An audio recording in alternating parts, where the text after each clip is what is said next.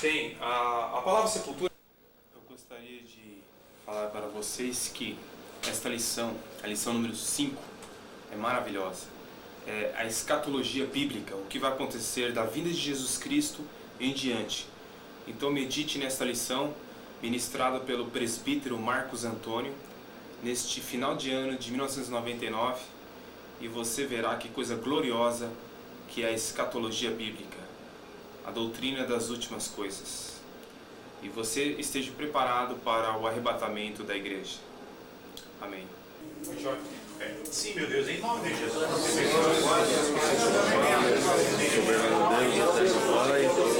nosso Senhor Jesus Cristo, Deus de glória, Santo de Israel, ó Pai eterno, Pai amado Deus, que tu venha abençoar, Pai eterno, Pai amado Deus, esse curso, Jesus, ó Pai eterno, Pai amado Deus, você, Pai, é a espada do Espírito, que é a palavra de Deus, tira todo impedimento, tira toda dúvida, todo espírito do engano, coloca as suas palavras no nosso coração, que ela possa nos tornar homens sábios, prudentes em nome de Jesus.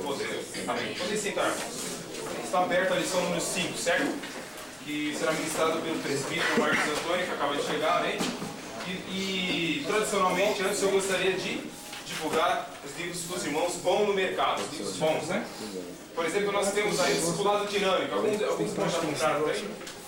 O Discipulado Dinâmico? Muito bom. Para você ajudar você no seu ministério. Vai ser o Marcos. Irmãos, não comprei por falta. Como responder às testemunhas de Jeová? Se você quiser destruir uma testemunha de Jeová no meio, partir ele, né? No meio, compre esse livro aqui. Você vai... Né, Marcos? Você precisa desse livro. Tremendo, né? As testemunhas de Jeová refutadas versículo por versículo. Os versículos que eles mais usam e como você rebatê-los. É da editora Juerp, né? Juerp, certo? Tremendo. Temos o livro Movimento da Fé, tá? O Movimento da Fé.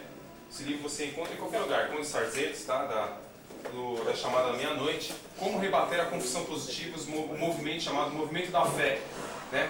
Esse livro aí, qual que é o nome? Esse aqui? É isso. As Testemunhas de Jeová refutadas versículo por versículo. Eu li esse livro, é tremendo. Escrito por um ex-testemunho de Jeová dos Estados Unidos, traduzido para português. O Movimento da Fé refuta a teologia da saúde e da prosperidade. Certo? Muito bom esse livro, os irmãos têm. Tem o Cristianismo em Crise em casa. Cristianismo em Crise, muito bom, muito bom. E o Evangélicos em Crise, todo cristão deveria ter na sua partilha esse livro. Na sua, né, Marcos? Cristianismo em Crise, Evangélicos em Crise. Está tudo em crise, né? Ai, que horror. Mas veja bem, nós, a gente continua indicando para os irmãos, multiplicando discípulos, tudo da editora Juerp também, para ajudar você no seu ministério de discipulado, certo? E também, hoje, a matéria sobre escatologia, esse livro é muito bom, o Calendário da Profecia, da CPAD, livro baratinho, que vai por capítulo, mostrando o que é escatologia bíblica. Tremendo livro. Bem, eu comentei com vocês sobre esses livros aqui, ó, na última aula. A Vida Depois da Vida e Voltar do Amanhã são livros seculares, tá? Livros seculares que descrevem que existe a vida após a morte, só que eu também disse para vocês, não é confiável essas fontes aqui, não é confiável, né? Mas a ciência tem estudado a vida após a morte, mas não são livros confiáveis, certo? Não são livros por quê? Porque eu posso dizer que são até heréticos, tá? Mas já existem provas da vida após a morte. Cuidado com os livrinhos que andam por aí, né? Quem tem esse livro aqui? Não quer nem levantar a mão, não tem. Então uma cajadada aí, né? Mas olha, o livro de Kennedy Reagan, né? É o livro Zoe, a própria vida de Deus também, contém muitas heresias, tá? Então Kennedy Reagan, esse pastor norte-americano, cuidado com livros de Benny Hinn, Kennedy Reagan, né? Quem mais? Jonah Vanzini, R.S. Soares, tá? T.L. Osborne. Todo esse pessoal aí que eles acham que são os bons de Bíblia, só que eles estão distorcendo tudo o evangelho nesses últimos dias. Para quem comprou aquela apostila aqui, ó, Explicando o Inexplicado, tá? Onde eu abordo, refutando esse livro aqui, ó. Os Deuses Astronautas, um grande best-seller no mundo aí, da década de 70, que confundiu muitos jovens, tá? Eu estou refutando ele em algumas das apostilas. Pois não? 3 campos de batalha. Aqui eu não lembro. Oi? Os 3 campos de batalha. Esse livro é ruim? Os 3? Campos de batalha. Olha, eu não conheço esse livro. Conhece, Marcos? Qual? Os 3 campos de batalha. 3 campos de batalha? Não conheço. Não? De quem é? Deve ser de batalha espiritual, né? Batalha espiritual. Tem que ter cuidado com esses livros de batalha Eu vou espiritual. trazer. Né? Nem toda batalha espiritual é herética, só que eles extrapolam, né? Extrapolam. Esse que é o problema da batalha espiritual. Tem muita gente falando de batalha espiritual por aí, mas está falando mais em demônio do que em Jesus no povo, certo? Tem pessoas até que sobem no avião e começam a expulsar nas religiões celestiais os demônios. Sobe no avião e os crentes começam a orar lá no avião. Só Jesus. Então, se faz necessário nós lermos bons livros hoje, certo? Os dois irmãos que estão vindo aí na primeira turma, pode levantar aí para os irmãos conhecerem vocês. Fale o nome e igreja. Edson, é a igreja de Jardim Piqueri. Jardim Piqueri. Marco, também Piqueri, né? E os irmãos já estão fazendo? Já. Eles estão fazendo trabalho para a glória de Deus. Vocês estão trabalhando com o novo convertido, né? Não, é para batismo. Ao batismo? E pessoas ainda não crentes? Só que nós estamos, eu estou passando ainda também, passando que eles não entendem muito da palavra. Certo. Novo convertido. Amém. Então os irmãos já estão fazendo o trabalho lá. Amém? Então, essa noite, para nós não perdermos mais tempo, certo? Nós vamos já entrar na palavra de Deus. E a palavra estará com o presbítero Marcos Antônio, grande amigo meu, certo? E outra coisa, eu e o Marcos Antônio, nós estamos rodando o setor. Divulgue para o seu dirigente que nós estamos ministrando estudos bíblicos nas igrejas sobre seitas, heresias e movimentos controvertidos nos dias de hoje. Então, você fala com o seu dirigente, se você quiser mais um cartão, depois nós damos para você. Nós vamos lá e não cobramos um centavo, certo? A única coisa que nós queremos é vender nossas apostilas, quem quiser compra, quem não quiser, amém? Então nós vamos lá com o intuito de abranger toda a sua igreja para poder refutar esses movimentos heréticos que querem invadir a igreja evangélica, certo? Então nós vamos dar um panfleto para vocês, divulgar para os seus dirigentes, né, Marcos? Nós vamos, já tem igreja, né, solicitando, né? E vai ser uma bênção do céu, amém? Então, Marcos, a palavra está com você, amém? Você tem 3 horas só. Só? Amém. Brincadeira, hein? Eu gostaria de chamá-los a fazermos uma oração, mais uma, né? Eu sei que já iniciamos com a oração, mas eu não sei, não me sinto inteiramente seguro se começo alguma prédica, alguma aula sem orar comigo, né? Eu sinto seguro, só me sinto nas mãos de Deus se eu participar da oração. É engraçado isso, né? Vamos orar, feche os seus olhos. Querido Deus, soberano, poderoso, tremendo, imutável, Senhor. Deus, estamos diante de uma classe de aspirantes ao ministério glorioso, o ministério de sal, segurança, confiamento no Senhor Jesus Cristo. Amém. Diante de um tema palpitante. Esse tema é do interesse de todos. Há pouco tempo atrás eu citei uma matéria no jornal Estado de São Paulo, pena não tê-la trazido. Mas essa matéria informa que, além de muitos estudiosos seculares estarem ocupados com o fim do mundo, o futuro da humanidade, os eventos, os fenômenos que estão acontecendo, nos informa que até o costureiro Paco Rabanne deu a sua profetada. Né? Até mesmo um costureiro arriscou profetizar alguma coisa sobre o fim dos tempos. Quem não conhece as famosas profecias de Nostradamus? Tá? Quem não conhece as variadas propostas de cada religião, com as suas promessas, né? Com as suas garantias na vida além do túmulo, e sobre o futuro, e etc, etc, etc, etc. E nós vemos que as coisas cada dia pioram. Então existe nos crentes e nos não crentes uma espécie de expectativa. Você já parou para perceber isso? Existe uma expectativa no coração de cada pessoa. Esses dias eu estava almoçando ao lado dos meus companheiros de trabalho e estávamos falando sobre as coisas que têm se desenrolado, o desemprego, a fome, e as coisas que têm acontecido no mundo, aí tem abalado as economias, né? Que têm se abalado, economias fortes que têm se abalado, e a pessoa que estava ao meu lado, que não é crente, imediatamente exclamou: é porque Jesus está para voltar. Tá? A pessoa que estava à minha esquerda, que não é crente, embora tenha sido intensamente evangelizado, para dizer a verdade, são quase 5 anos de evangelização contra essa pessoa, tá? Ela imediatamente exclamou: Jesus está voltando. Isso aí é porque Jesus está voltando. Tá? Nós não podemos confundir, irmãos, a volta de Jesus com o fim do mundo.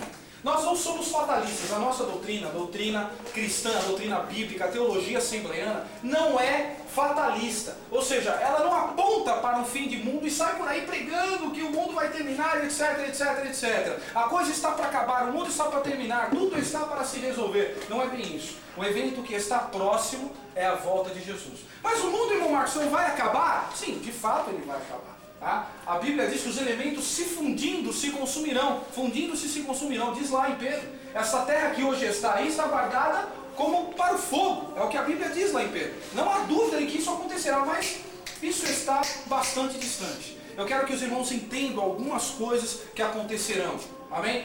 O irmão Marcos me antecedeu aqui numa outra aula, falou sobre a morte, mas eu gostaria de dar só uma pincelada nisso aqui para que vocês entendam algumas coisas, tá? E quem tiver dúvida, levanta a sua mão. Sem dúvida. Poderão levantar as mãos e nos interromper. Não, Mas faça isso oportunamente, né? Senão eu perco o fio da meada. Por isso é que muitas vezes eu aperto o pé no acelerador e vou embora, para não perder o fio da meada. Se eu puxar o freio de mão, depois para retomar é difícil, né? Então, é só um esclarecimento. Mas eu quero dizer para os irmãos o seguinte: quando a Bíblia fala de morte, o que é morte? O que é morte de fato? Para nós definirmos morte, como alguém definiria a morte? Para começar a introduzir esse assunto. Como você definiria a morte, Alfredo? O fim da vida? Uma ótima definição. Pois então eu vou complicar um pouco mais. O que é o fim da vida? O que é o fim da vida? Essa definição boa, mas como pressuposto, como uma premissa, uma origem. Tá? Então, o que é o fim da vida? O que significa o fim da vida para as pessoas? O que é o fim da vida? O irmão quer arriscar? O que é o fim da vida para o irmão? O fim da existência aqui na Terra. O fim da existência aqui na Terra. Certo. Irmão, existe 3 tipos de morte. Tá vendo? Já morderam a isca. Por que eu resolvi falar de morte? Eu quero confessar que eu fui tocado a fazer essa introdução. Existem, na realidade, 2 tipos de morte. Tá? Meu irmão mordeu a isca do ato. Eu ia passar justamente para isso aí. Existem 2 tipos de morte. A Bíblia utiliza uma palavra grega para um e outra palavra grega para o outro. É claro que nós não vamos ficar aqui falando sobre grego. Nós estamos aqui para fazer isso. Mas eu quero comunicar aos irmãos que quando estivemos no Ministério de Madureira, lá em Vila Nível, nós trabalhamos com uma turma, claro que não tão numerosa quanto essa, mas acho que devia ter uns 15 componentes, 16 ou 20 componentes. E essas pessoas começaram do início. Sabe quem é Deus, quem é Jesus? Como nós começamos aqui e terminaram a introdução ao grego. Então eles já estavam começando a aprender o grego, ficaram bem maduros como discipuladores e lá ficou uma classe próspera. É bom para os irmãos entenderem isso. A palavra grega da primeira morte é thanatos. Morte significa separação. Morte é, teologicamente definindo, separação. É quando ocorre a separação entre o corpo e... Está faltando uma coisa. Nós precisamos ser... Veja bem, nós precisamos ser bastante exatos. Quando a pessoa nos perguntar isso, veja bem, essa é uma insegurança particular de cada ser humano. Presta bem atenção no que eu vou falar para você. Vamos falar assim, vamos definir melhor. É a separação entre a parte material e a parte imaterial do homem. Repita comigo. A morte é a separação entre a parte material e imaterial do homem. Por que isso? Por que eu estou definindo isso? Porque, irmãos, alma e espírito às vezes se intercambiam na Bíblia Sagrada. Até parecem sinônimos às vezes. Quando você olha, você pensa que é sinônimo. Mas não são sinônimos. O espírito, vamos entender, o corpo é aquilo que os irmãos estão vendo, é aquilo que a alma utiliza para se expressar, é aquilo que o espírito também habita, tá certo? Então, o corpo os irmãos já sabem muito bem o que é. Mas eu quero levá-los a 1 Tessalonicenses capítulo 5, verso 23, somente para nós entendermos a tricotomia humana, tá certo? Formarmos uma noção melhor, mais abrangente daquilo que nós queremos dizer. Se eu não começar por aqui, a minha introdução ficará muito falha, tá? Vamos lá, aos Tessalonicenses 5 e 23, um texto bastante conhecido. Eu garanto que os irmãos, a maior parte dos irmãos devem conhecer esse texto, tá? Quem sabe muitos irmãos aqui já não comentaram esse texto diante de classe, diante da igreja, né? 5:23. O mesmo Deus de paz santifique. Hein? O que é? Não, o santifique em? Tudo. E o que é esse tudo que a Bíblia diz? Em todo o vosso vamos lá, irmãos. Em todo o vosso Espírito. Vamos entender parte por parte. Espírito é a plataforma da manifestação de Deus ou do diabo na vida do homem. Deus ou o diabo, sim. Onde quer que eles atuem, que qualquer um dos dois atuem, eles atuarão a partir do Espírito. É a plataforma da atuação de fenômenos sobrenaturais. Tá certo? A alma, o que é, irmãos? A alma é a responsável pela inteligência, pelas emoções e pela vontade. Pela inteligência, pelas emoções e pela vontade. É claro que existem variados textos que definem isso. Por exemplo, Jesus é a pessoa que maior define bem essa realidade. Ele estava orando, tá? E depois foi chamar os discípulos para orarem com ele. E se queixou porque eles não podiam sequer orar uma hora com ele. Mas ele disse uma coisa muito importante: ficai aqui e velai comigo, porque a minha alma está triste até a... Porque tristeza é próprio da alma. Quando se fala próprio da alma, então vontade, emoções e inteligência são características da alma. E plataforma de manifestação espiritual, qual que é? O Espírito, ou seja, Deus ou o diabo. Isso é, quando ocorre uma possessão, a pessoa está habitando no corpo da pessoa? Com certeza, está habitando no corpo da pessoa. Mas em que lugar desse corpo? No Espírito. Ah, então ele não influencia a alma? Influencia, é lógico. Ela mexe com as cordas vocais, mudando a sua voz, interfere no raciocínio, tá? Evitando que a pessoa raciocine e mantenha o controle de si naturalmente, tá? Influencia tudo, inclusive o corpo. Vocês veem que uma pessoa endemoniada ganha uma força sobre o... Mano, você já percebeu isso? É uma força sobre-humana. Você vai lá, 3, 4, 5, muitas vezes não consegue, tá, conter a fúria daquela pessoa. É claro que corpo, alma e espírito estão saturados da presença demoníaca. Mas a parte do espírito. Parte do espírito. A falta de santidade no espírito trará esses problemas. A falta de santidade em tudo trará esses problemas. Tá certo? Então, o endemoniamento é próprio de pessoas também não cristãs. Não podemos confundir uma coisa com a outra. Existem muitas, por exemplo, a corrente da confissão positiva, tá? Se ramificou numa corrente, que saiu dela, tá? Da batalha espiritual, onde eles costumam dizer algumas heresias, entre elas que o crente pode ficar endemoniado. Isso é uma mentira. Não há sequer na Bíblia Sagrada um exemplo de verdadeiro crente que tenha ficado endemoniado. Quando eu falo crente, eu já conceitualizei aqui na semana passada, eu falo verdadeiro crente. Eu não estou falando, meia boca, eu não estou falando aquele, fulano. Não, eu estou falando crente. E o diabo quando entrou em Pedro, entrou aonde, irmão? Hã? O diabo quando entrou em Pedro, entrou aonde? Vamos falar sobre isso. Isso é interessante. Você vê como mais uma isca foi mordida? Veja só, uma boa pergunta essa. Ocorreu em Mateus capítulo 16. Existe uma diferença, presta bem atenção no que eu vou dizer. Existe uma diferença entre possessão e opressão. Opressão é a antessala da possessão. Qual é a diferença? Bom, a opressão, ela se resume à mente, tá certo? As ideias que o diabo introduz na mente da pessoa sem modificar a voz, sem influenciar no corpo, etc. O que aconteceu com Pedro foi uma opressão maligna, uma intervenção, não de possessão, mas uma intervenção de ideias. Uma intervenção de ideias. Como você prova isso, irmão Marcos? Bom, a voz dele não mudou. Jesus não falou que ele estava endemoniado. Mas Jesus já não via mais ele. Mas Jesus já não via mais ele pelo jeito. Com certeza. O que eu estou falando aqui é que o endemoniamento, de fato, vamos definir bem. A possessão demoníaca traz mudança de voz, traz alteração na força da pessoa. É uma outra entidade que se responsabilizou. É bem conhecido. É bem conhecido. A opressão, é claro que a Satanás está atuando, você vai falar com o Satanás. Qualquer pessoa, mesmo os crentes, podem ser utilizados, vez por outra, emprestando as suas bocas a Satanás. Podem ser flagrantes. Pedro não era convertido. Calma, eu vou chegar lá. Estou deslindando o caráter de Pedro. Veja só, eu quero dizer para os irmãos o seguinte, que quando uma pessoa está sob influência, ela está opressa pelo diabo, oprimida pelo diabo. Quando ela está possuída, é uma outra coisa. Um templo onde habita o Espírito Santo não pode habitar o diabo, tá? Nesse caso, a física é verdadeira. Eu não tenho nada melhor para exemplificar, para ilustrar. Então, dois corpos não ocupam ao mesmo tempo, tá certo? Eu não tenho nada melhor para ilustrar. Só estou ilustrando mediante um dos princípios mais conhecidos da física, a gente começa a conhecer na 4ª série, tá certo? Na 5ª série a gente começa em ciências sociais a aprender isso aí, né? Mas a física, mas ela demonstra claramente que aquelas palavras não foram ditas por ele. E como a manifestação, tudo aquilo que é dito e que vai de encontro às palavras de Deus, isso é, tudo aquilo que refuta a Bíblia, tudo aquilo que refuta a boa teologia bíblica, então é advindo do diabo ou da carne, tá certo? Quando a coisa é grave, no caso de Pedro, quando Pedro confrontou Jesus, falou, tenha pena de ti, mestre, essas coisas de modo algum te acontecerão. Veja só como ele disse, de forma nenhuma isso te acontecerá. Ele negou categoricamente, é como se chamasse Jesus de mentiroso. Ora, Jesus estava dizendo que ia acontecer, como que aquela pessoa diz que não vai acontecer? Claramente não era ele. Pedro em carne jamais teria audácia de fazer isso, nunca tinha feito e jamais faria. Era claramente uma atuação do diabo, mas ele não ficou possuído de um espírito imundo. Você está me entendendo? Há uma diferença. Mas a opressão e a possessão são igualmente perigosos. Igualmente perigosos. Veja que Judas, por exemplo, ficou opresso, não ficou possuído. No entanto, a Bíblia diz que o diabo entrou em Judas. E como é que você me diz aí que ele ficou, ao invés de possuído, ficou opresso? Porque não houve mudança em suas características naturais. Uma pessoa irada, ela está endemoniada? Não, não necessariamente. Essa é uma boa pergunta. Jesus ele se irou, né, no templo. Isso, mas não é só por isso. Veja só, a Bíblia diz em Gálatas que a ira é obra de quem? da carne.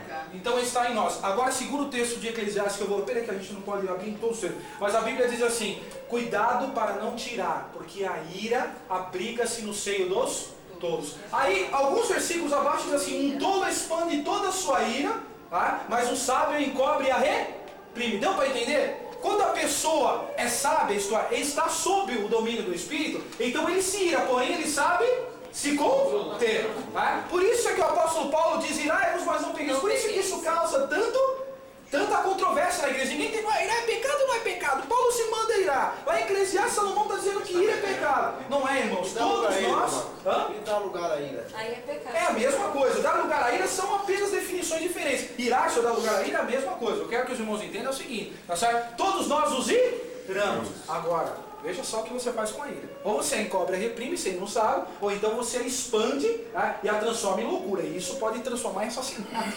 Tá certo? Então há uma diferença básica nisso. Tá certo? Então opressão e possessão são diferentes só por conceito. Estou dizendo, são igualmente graves, a fonte é a mesma, não existe nada de atenuante para qualquer uma das duas coisas. O fato é perigoso, não pode deixar acontecer, tá certo? E qualquer acontecimento desse tipo pode trazer trágicas consequências, tá certo? É isso que acontece. Irmãos, entenderam? Com as definições? São apenas definições, estamos aqui para nós definirmos uma coisa da outra. Mas voltando ao assunto da morte, por que eu digo que é a separação? Eu me lembro que quando aquela mulher morreu, quem era a mãe de Benjamim? Raquel. A Bíblia notifica que essa mulher morreu ao dar a luz ao chamado Benoni, né? Que seria chamado mais tarde de Benjamim. A Bíblia diz assim: e saindo-lhe a alma, diz esse texto, porque morreu, você já viu esse texto? Já viu esse texto? Tá? Porque saindo-lhe a alma, porque morreu, isto é, quando a pessoa morre, então lhe sai a parte imaterial, que continua viva. Tá? Porque segundo Eclesiastes capítulo 3, a imortalidade foi colocada no coração do homem. Tá certo? Isto é, a alma do homem é imortal, o espírito do homem é imortal, mas o corpo do homem é mortal, é corruptível. Tá certo? Estevão, ele viu a Deus na carne ou no espírito? Quando ele foi apedrejado, ele falou assim: veja o céu aberto e vejo o Filho do Homem sentado à destra. Se ninguém viu Deus, ele viu como ali? Há uma outra pergunta. Essa é uma boa pergunta também. Vamos definir aqui. O que nós estamos dizendo é o seguinte, Pedro também, quando teve aquela visão em cima da casa de Simeão, lembra-se? Quando ele estava no terraço orando, estava morto ou vivo, Pedro? Estava sendo apedrejado ou não? Estava em plena saúde. Então ele estava exercitando um dom. Ele estava tendo a chamada revelação visual, que pessoas vivas podem ter de duas formas: dormindo ou acordada. Dormindo, Daniel teve, tá certo? Dormindo, Deus costuma falar com os homens, e esta é uma forma de revelação que não se restringe somente aos crentes. Eu quero dizer para você que na época de Gideão isso era tão conhecido, que quando Deus falou assim: ó, você vai libertar Israel, ele ficou todo tremo. Mas ele pediu sinais, e dentre esses sinais, ele ainda ficou bem seguro. Quando ele chegou perto do campo de batalha, eu quero que os irmãos se lembrem dessa passagem. Duas pessoas faziam um comentário sobre o acontecimento que estava para sobrevir. E elas diziam assim: olha, eu sonhei que um pão de cevada rodando, girando, acabou por derrubar todas as tendas do nosso arraial, que eram milhares, diga-se de passagem. É um exército muito bem armado, e eram ladrões profissionais do deserto, beduínos, hoje conhecido por beduíno, amalequitas, midianitas e os do Oriente, como a Bíblia diz. Aí o outro rapidamente interpretou: isso não é outra coisa senão a espada de Gideão. Aquele que sonhou era ímpar crente. Tá certo? É um meio de Deus se revelar às pessoas, ser ímpio ou crente, são os sonhos. Agora, as revelações, quando você tem acordado, chamada na ocasião de Pedro de arrebatamento dos sentidos, isto é quando os seus sentidos, seus 5 sentidos, eles saem dessa dimensão e vão para uma dimensão espiritual. Por isso já não enxergam o que está acontecendo aqui, enxergam o que está acontecendo no céu. Isso não significa morte. Algum de nós aqui é possível estar nisso? Com certeza, com certeza. Isso está acessível. Mas a Bíblia não fala, eu posso comentar, por exemplo? Vi o céu, foi a conversa de ontem. Vi o céu, eu posso ver o céu? Olha, irmãos, é possível ser arrebatado até o terceiro céu. O que eu considero impossível, como estudioso da Bíblia, é ser arrebatado do inferno. Eu, pessoalmente. Agora eu quero fazer um parênteses. Essa é a minha... Paulo não revelou nada do terceiro céu? É aí que está. Nós vamos falar um pouco disso, 2 Coríntios 12. Eu quero apenas fazer um parênteses para os irmãos entenderem aqui. Esse é o meu pensamento. É a minha opinião, fecha parênteses. Eu não acredito que qualquer pessoa possa ser arrebatada ao inferno. E por que, irmão Marcos? Porque não tem precedente bíblico. Ah, mas eu sonhei. Você pode ter sonhado. Você pode... Quantas pessoas, eu já falei, Deus se utiliza de sonhos para fazer as mais fantásticas revelações, tanto a ímpios quanto a crentes. O que eu estou dizendo para você é que não cabe na minha cabeça, tá certo? Tendo estudado a Bíblia durante anos e continuando a estudar a Bíblia, não cabe na minha cabeça uma pessoa andando de braços dados com Jesus, entrando no inferno e vendo pessoas com cabeça de cavalo, com características grotescas, como nós temos ouvido em certos discos, certos testemunhos aí. Um abismo, irmão.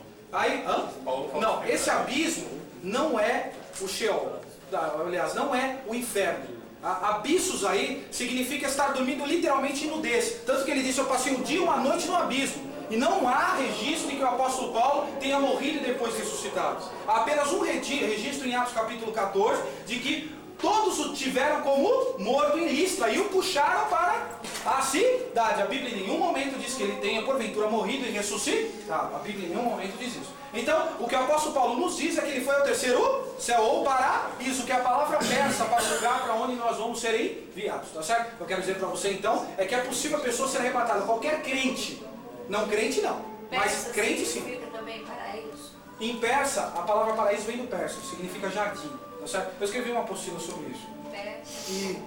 Então, irmãos, continua só para conceitualizar, tá? Agora nós vamos finalmente pular aí para o nosso assunto de fato. Eu quero que os irmãos lá... Sim. Não vai explicar o tipo de morte, não?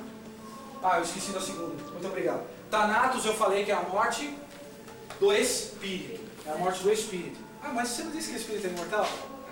Vamos lá em 2 aos Tessalonicenses. Aí é a segunda morte, aí não tem mais chance de Exatamente, é a chamada segunda morte, tá certo? Porque aí você morre espiritualmente direto, vai para o inferno. Então, porque a primeira, exatamente, é nesse sentido. Primeira é morte física. Exatamente, a segunda é a morte espiritual, é nesse sentido. Thanatos é morte espiritual, é uma palavra grega, usada na Bíblia, tá certo? Para definir morte espiritual. Quando você falar sobre isso, com o estudioso, você diga uma palavra que é utilizada, não absolutamente, mas predominantemente, só ensinando os detalhes para os irmãos, tá certo? Nem sempre, mas em 90% das vezes em que é utilizada essa palavra, está se referindo à morte espiritual. Vamos abrir 2 Tessalonicenses capítulo 1, verso número 9. A Bíblia diz, esses sofrerão... Vamos usar a partir do 7, a partir do 6. 2 aos Tessalonicenses 1, 6 ao 9. De fato, é justo para com Deus. Abriram? Segunda Epístola de Paulo aos Tessalonicenses, capítulo 1, versos do 6 ao 9. Se, de fato, é justo para com Deus que Ele paga a tribulação aos que vos atribulam, e a vós outros que sois atribulados, alívio juntamente convosco, conosco, quando do céu se manifestar o Senhor Jesus com os anjos, nesse sentido bíblico, eles serão banidos da face do Senhor e da glória do seu poder, ou seja, a separação de Deus. Então, morte espiritual ocorre depois da morte física e é separação de Deus. A primeira morte separa a parte material da parte material, a segunda morte separa Deus do homem definitivamente. É por isso que o homem em pecado, que não aceita Cristo, está morto em seus pecados, porque o presente estado dele é de separação de Deus. O que diz a Bíblia? Lá no capítulo 59 de Isaías, que os vossos pecados fazem separação entre vós e o vosso Deus. Este é esse passo. Há o segundo tipo de morte, que é a morte corporal, tá certo? Na realidade, a primeira morte. Essa palavra é necrosis e fala exclusivamente da morte do corpo. Quando Paulo diz que ele entregou um para que ele morresse, Satanás matasse a carne dele, explica um pouquinho isso para nós. O que ele queria dizer a respeito disso? Interessante. Fala sobre o processo de disciplina. Eles estão falando lá em 2 Coríntios capítulo 5 sobre um homem que estava em incesto, praticando incesto com a sua própria madrasta, com a mulher do seu pai. Aí o apóstolo Paulo diz assim, olha, que ele seja separado, aí, entregue à destruição. Falou isso de Himeneu, de Fileto, e falou isso desse pecador, tá certo? Então, essa expressão de Paulo não aparece em outro lugar qualquer da Escritura. É o que nós chamamos de, segura aí, esconjuramento.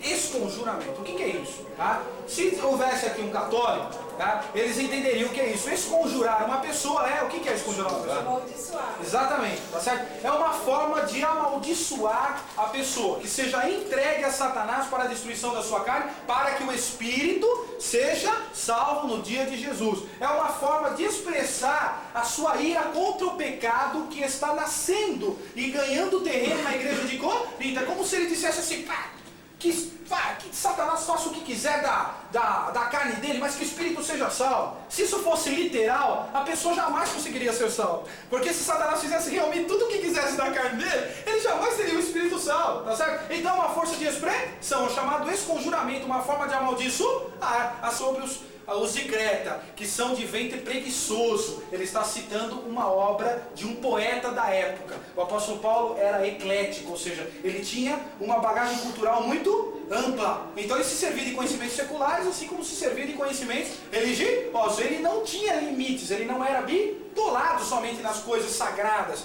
Entenda bem, bitolado na coisa sagrada não significa fanático, não liga uma coisa a outra. Então ele não era bitolado nos conhecimentos sacros. Como é mais fácil assim. Como é que Essa é uma boa pergunta. Deus criou o ímpio para o dia da perdição. Essa é uma boa pergunta. Tá? Eu estive falando aqui sobre predestinação na semana Tem passada. um irmãozinho lá que está nos lucrinando, ele quer entender essa expressão. Eu quero dizer também que a expressão ele não aceita. Explica para mim. Então o negócio é o seguinte, o irmão fez uma boa pergunta também, tá? Isso é bom para nós sanarmos as dúvidas, né? Senão você não vai poder passar certeza. Eu quero dizer para os irmãos que ontem, que na semana passada nós estivemos falando sobre predestinação, e eu disse que Calvino, uma das bases calvinistas para uma vez salvo, salvo para sempre, lembra-se que eu falei? Era esse texto, que ele acreditava que pessoas tinham sido criadas, usava esse texto para dizer que algumas pessoas tinham sido criadas para perdição e outras tinham sido criadas para salvação. É ridículo, isso acusa Deus de injusto. Hã? Está em Provérbios. É uma pena que a gente não tem tempo para ficar folheando, né? Mas depois os irmãos procuram na sua concordância. Isso é bom para você criar o hábito e o gosto pela pesquisa. Saúl foi salvo, né? Hã? Saúl.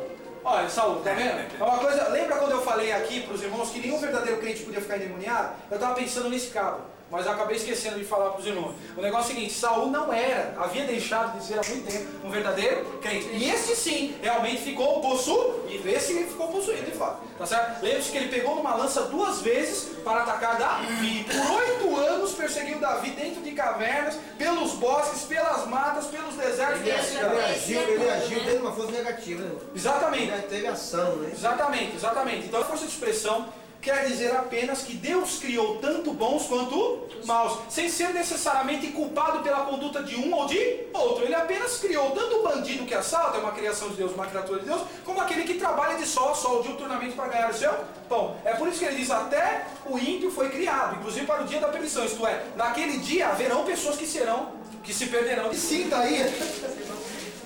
Você manda ouvir essas pessoas. Está indo público. Qual que é a expressão? Em 1 Pedro, capítulo 3. Explica, mas a letra mata. Espirifica, A né? letra mata. É aqueles que falam contra a teologia, né? Entra nessa área aí. Mas olha, o estudo hoje aqui é a teologia, né? Exato. Estudo de Deus, a A palavra. Bíblia é teologia. A escola dominical é a teologia. Teologia. Né? Meu livro falando a Bíblia é teologia. Com certeza. 15 de 2 Pedro, por favor. Você não se sinta frustrado por não entender as expressões de Paulo. Não se sinta frustrado, porque outra pessoa faz companhia para você. 2 Pedro 3 e 15. Segundo Pedro. Muito catedrático, exatamente. Veja só, 2 Pedro 3,15. E tende por salvação a longanimidade do nosso Senhor, como igualmente o nosso amado irmão Paulo vos escreveu, segundo a sabedoria que lhe foi dada, ao falar acerca desses assuntos, como de fato costuma fazer em todas as suas epístolas, nas quais há certas coisas difíceis de entender. Olha o que o apóstolo Pedro admite, né? Que o amado irmão Paulo tem uma sabedoria dada por Deus. O cabra diz coisas que muitas vezes é difícil de entender, né? O camarada é um doutor, né? Eu não sou um doutor, né?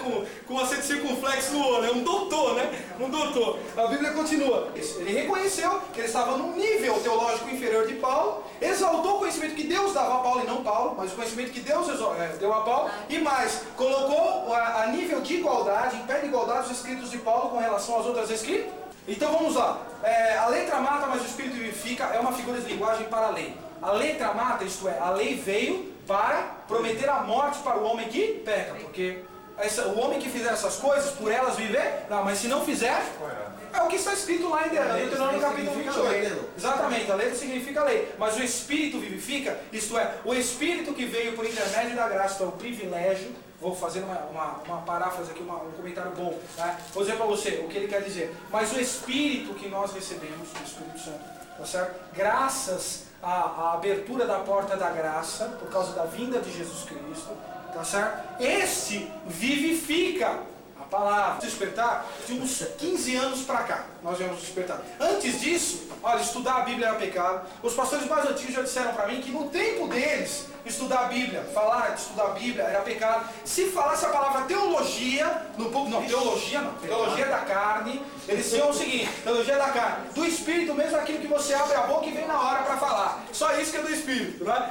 Eu quero dizer uma coisa para os irmãos, embora nós façamos esboços e estudemos a Bíblia, eu dou muita importância para aquilo que Deus me revela no momento da mensagem. Mas não é somente esta a forma que Deus se utiliza de seu servo e está no interior de cada um de nós. Há pessoas que não ouviram a Bíblia Sagrada, não ouviram falar de Jesus. Existem aí, sei lá, eu tinha visto isso antes, mas cerca de 2 bilhões de pessoas que jamais ouviram a palavra. Tá? Então o que acontece? Principalmente aqueles que habitam na janela 10 por 40. A minha mãe e minha avó, por exemplo, não ia para a igreja católica. Não acreditava em santo, era uma pessoa que tinha até obras, não fumava, não bebia e morreu. Sem nós, assim, o batismo, sem isso, sem aquilo. Tem salvação? Agora é o seguinte, capítulo 5, verso 12 de Romanos. Leia lá para mim. 5, 12 de Romanos. Vamos ver o que o apóstolo Paulo diz. O homem que entrou o pecado no mundo, e pelo pecado a morte. Assim também a morte passou a todos os homens, por isso que todos pecaram. Sei. Então a morte, isto é, o fruto do pecado de Adão passou a todos os indistintamente. Índios, brancos, pretos, mulatos, cafusos, aqui ou no extremo, no rito de se chamar da consciência. Esta é o fórum de Deus para o julgamento dos atos do ser humano, que não tem base bíblica para julgá-los. Então, acredite você ou não, qualquer ser humano estará sabendo quando estará fazendo certo ou errado, porque ele possui a consciência. Por ver o que Deus faz. O caminho, né, irmão? Hã? Os loucos erraram o caminho. Isaías 35 diz que nem os loucos erraram o caminho. Então, vamos dizer assim, não aceitou o evangelho, praticamente, não tem chance. Outro versículo, até hoje, tudo quanto Deus promete, não é somente cumpre, ele cumpre, sem dúvida, que o Senhor está dizendo que não, mas ele dá uma pequena demonstração, numa determinada parte da história, num determinado momento da história, ele dá uma pequena demonstração, para que você diga no futuro, Deus vai fazer isso, porque ele fez uma coisa parecida no passado, tá certo? Um exemplo desse tipo de interpretação, chama-se método de interpretação global das Escrituras. Um dos exemplos disso aí é o arrebatamento. Por exemplo, ele andou com Deus e Deus para si ele foi o único. Quem foi o outro que teve esse privilégio? Foi Elias. Ele fez isso claramente para demonstrar que ele é capaz de arrebatar, ou seja, arrancar a força quem quer que seja no momento que ele desejar. Mas ele ensina nessas duas passagens que essas pessoas devem ser consagradas e devem estar preparadas. Se você for estudar profundamente a vida de Enoque, você descobrirá através do livro que ele escreveu, o livro que é citado por Judas, na Epístola de Judas, que ele era profeta, andava intimamente com santa, mas não é infalível. João Ferreira. Não vai sair por aí dizendo, espera só um pouquinho, não vai sair por aí, só um pouquinho só, não vai sair por aí dizendo que o irmão Marcos falou que a Bíblia não é inspirada por Deus, por favor, tá? Eu estou dizendo para você que a tradução de João Ferreira de Almeida é um tanto viciada.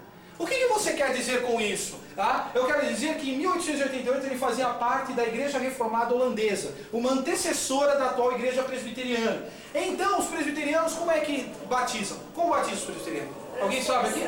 Como é que é? Por aspersão. Então, para evitar confronto com o seu ministério, veja só, ele não traduziu a palavra batismo. A palavra batismo não é uma palavra da língua portuguesa. Não é.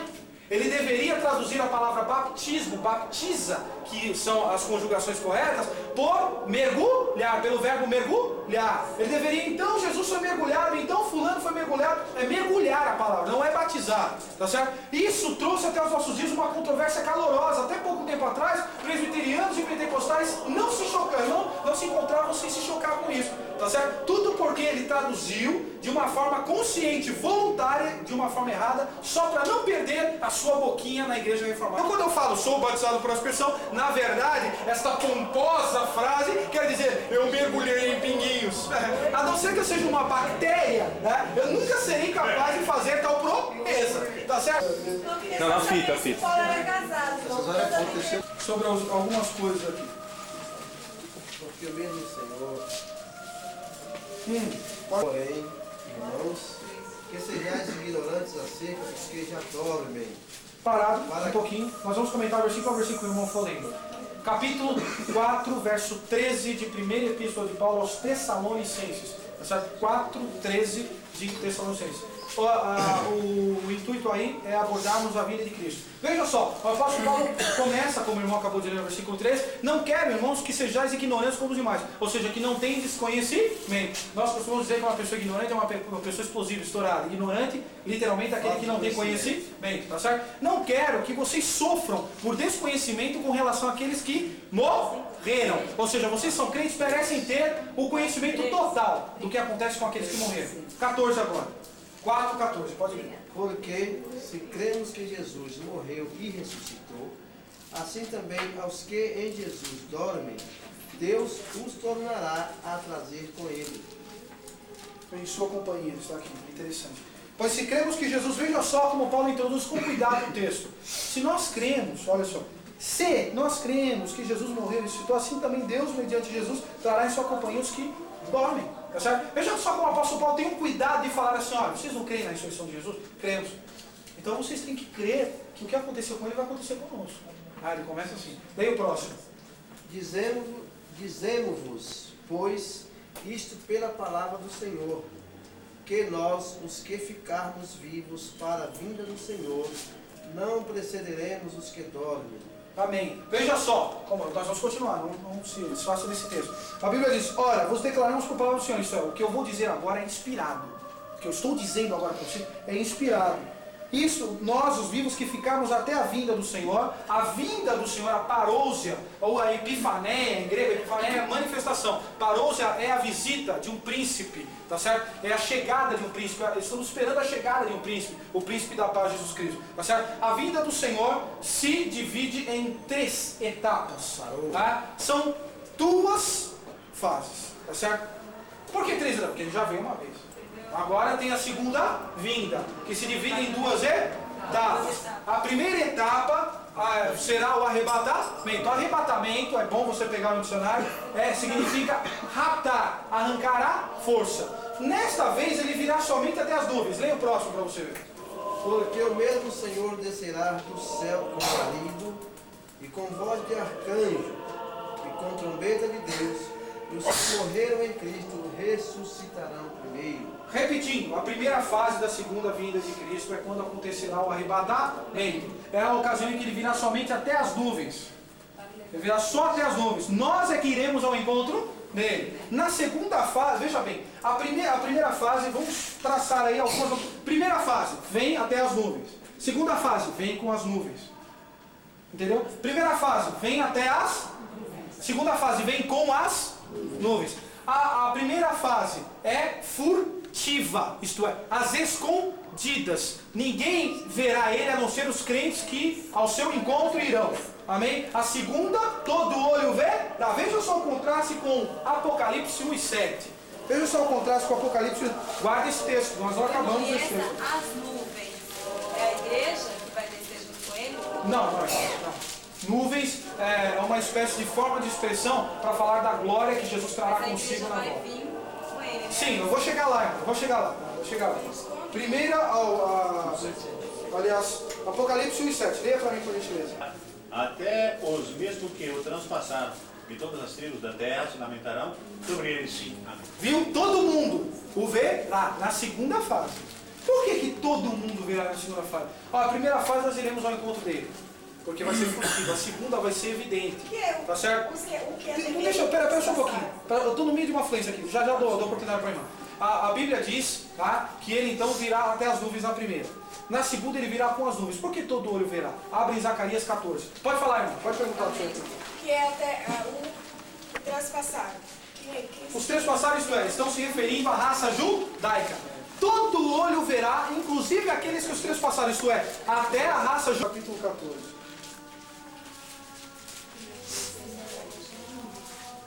Presta bem atenção. Naquele dia, veja no 3. Então sairá o Senhor e pelejará contra essas nações como pelejou no dia da batalha.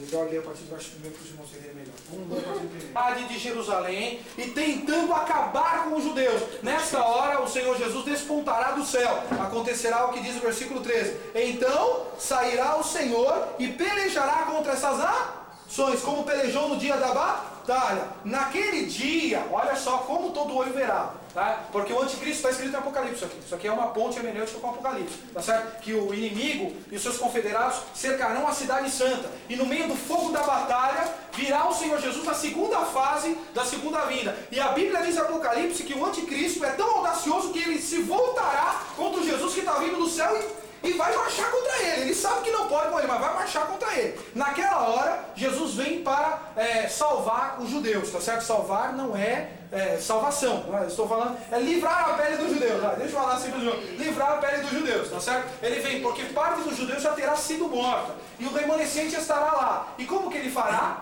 A Bíblia diz, naquele dia estarão seus pés sobre o monte das oliveiras. Na segunda fase da segunda vinda, todo olho verá, porque ele descerá sobre o principal monte da cidade de Jerusalém, que é o monte das oliveiras. Ele pisará. Por quê? Não, irmão, tem muita coisa ainda. Tem muita coisa, mas peraí, segura aí que eu vou falar sobre isso aí, tá dentro do assunto, o irmão tá sério.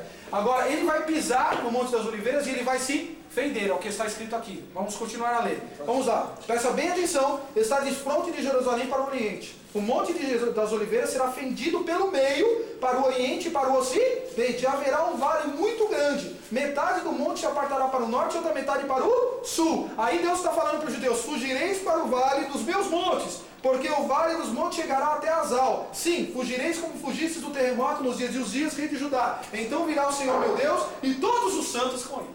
Tá? E todos os santos com ele. Naquele momento, Jesus vai voltar com os seus santos. Na segunda fase, na primeira fase, ele espera os santos lá em cima. Na segunda, ele vem com os santos. Tá certo? Ele vem com os santos.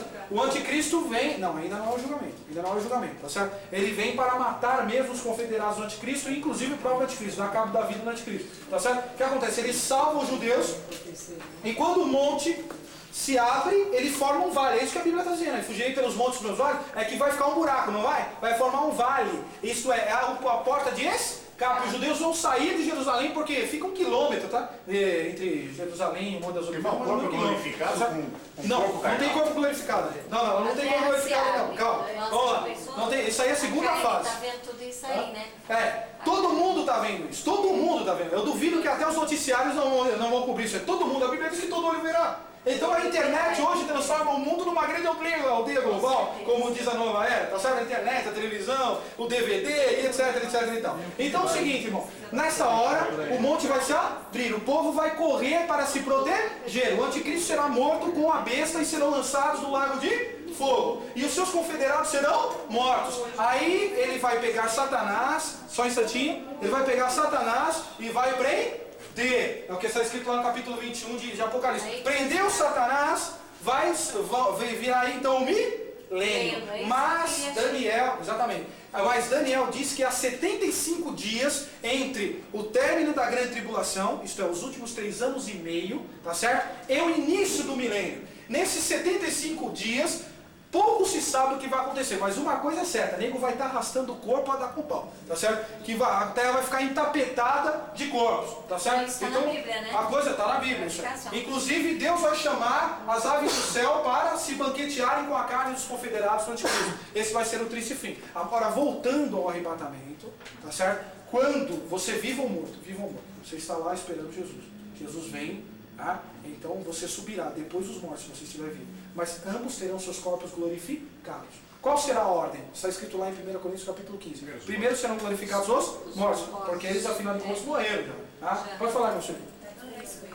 E depois os vivos, tá certo? Esse corpo aqui é chamado por Paulo de corpo corruptível. Tá? É um corpo que envelhece, tá certo? É um corpo que está sujeito às falhas, etc, etc, etc. Tá certo? Mas o que é corruptível? Isso é, essa matéria-prima se revestirá do incorruptível. Isso é, por que você diz matéria-prima? Porque tem muita gente que diz que o corpo não presta para nada.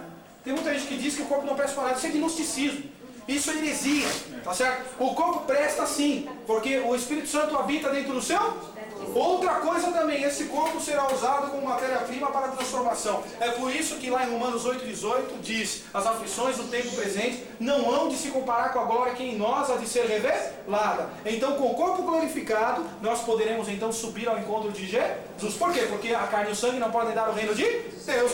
Aí nós estaremos com ele lá. Acontecerão as bodas do Cordeiro. Em Apocalipse capítulo 19. Vamos comemorar, vão receber galardão lá, todo mundo vai receber galardão. Vai ser tremenda festa. Então nessa parte aí. Só vamos receber galardão, tá vendo? Se eu tivesse pregando heresia, você nem ia receber. Só vamos receber galardão.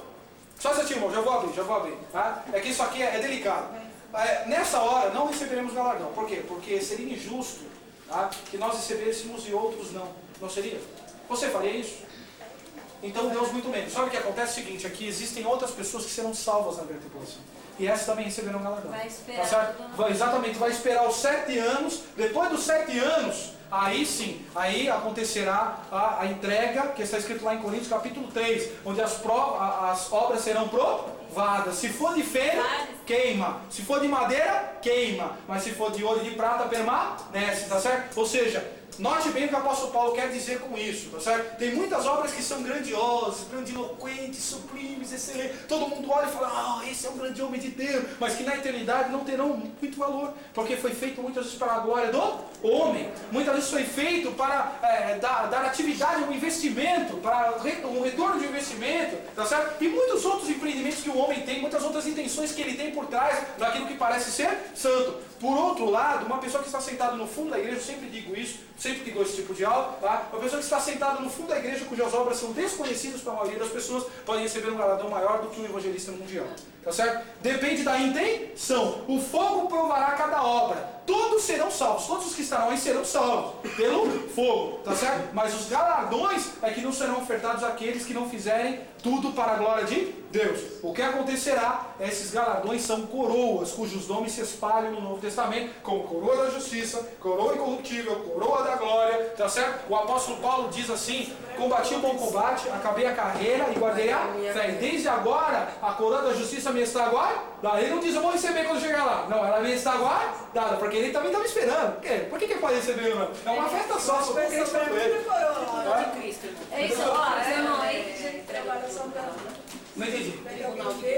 Tribunal de Cristo. É a mesma coisa, é o chamado Bema no grego. É o Tribunal de Cristo. Muito obrigado, está escrito lá em Romanos capítulo 5, se não me falha a memória, está escrito isso aí. Tá? Diz o Bema, o Tribunal de Cristo. Esse tribunal julgará as obras, mas ninguém vai para o inferno, tá, irmão? Ninguém vai para o inferno. O crente não vai ser julgado. Não tem essa mania de dizer que o crente vai ser julgado. As suas obras serão julgadas. Os descrentes irão para o trono branco, cujo acontecimento se dará depois do milênio. Vamos entender agora. Só um instante, reprisando. Coitado do Anderson, não falando nada agora, mas espera aí. É assim, primeiro vem o arrebatamento da igreja. Inicia-se a grande tribulação, porque, segundo a Tessalonicenses capítulo 2, diz que a grande tribulação só pode se iniciar se o anticristo não vier. E o anticristo só vem depois que a igreja for tirada, é o que está escrito lá, tá certo? Então, quando a igreja for tirada, o anticristo se revela totalmente. Agora só existe a plataforma dele. É como se todas as luzes... Aí isso vai reinar nele, né?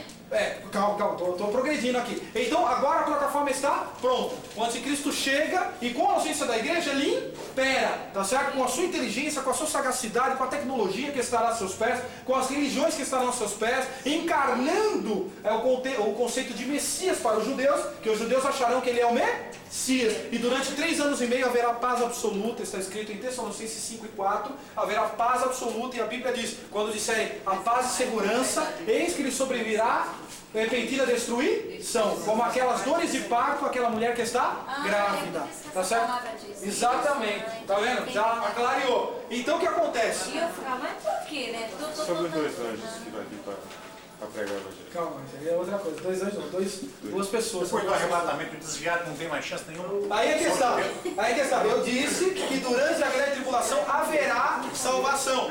Se não houver salvação, tem muita gente pregando aí, cuidado. Tem muita gente pregando aí e fala assim, vem, aceita Cristo, porque um dia essa porta vai se fechar. Qual dia que vai se fechar? Ele não mostrou na Bíblia onde vai se fechar essa porta. A Bíblia diz que durante a grande tribulação, um anjo vai pregar o evangelho eterno. Um anjo vai pregar.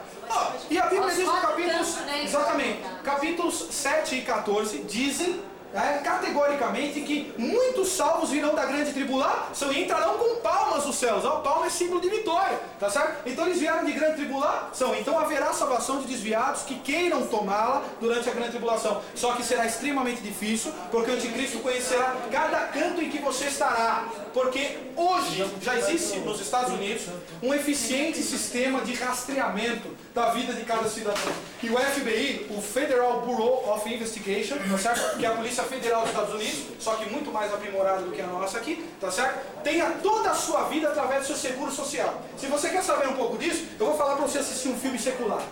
Tá? Ah, irmão, você... Não.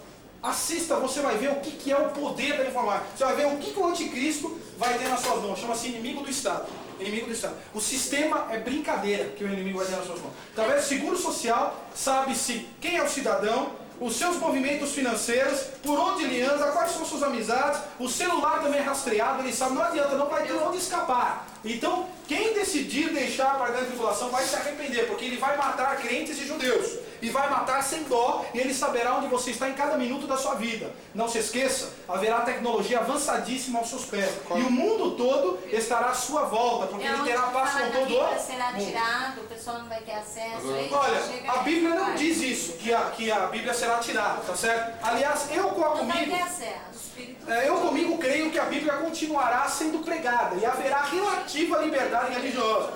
Mas haverá um tempo, no final dos 3 anos e meio, ele vai quebrar o acordo político que ele tem com todas as nações. Até então, ele tinha paz e prosperidade com todas as nações e todo mundo endeusava ele. Olha, você resolveu o desemprego, você resolveu a economia, você resolveu tudo. Tá certo? Exatamente, para ele conseguir cash. E agora que o mundo todo está com o cash do anticristo, ou o mundo está dando cash ao anticristo, aí ele vem dentro do templo de Israel, que será reconstruído, porque agora está a mesquita de Omar lá, vai ser quebrada a mesquita, vai ser reconstruído o templo judeu, a Bíblia prevê isso, e reconstruir o templo do judeu, no mesmo templo, no lugar do templo de Salomão. Chegando lá, o anticristo vai entrar lá e falar assim, não, eu sou o Messias mesmo, tá certo? Que você esperava, não sou, e vai subir lá e vai exigir a adoração. Escrito de Omar, o túmulo de Abraão, né? Hã? Dizem que o túmulo de Isso, Abraão... naquele lugar fica lá perto, não é lá, mas fica lá perto do túmulo de Abraão. Marcos, então, coisa tremenda, você vê que é impossível derrubar aquela mesquita, né? E Deus vai fazer isso. Exatamente. Né? Haverá um momento para permitir a palavra de Deus se cumprir. Né? Exatamente. O que acontece? O anticristo vai entrar nesse templo recém-construído, vai se proclamar o Messias, vai exigir culto a ele, tá certo? Está escrito em 2 Tessalonicenses capítulo 2.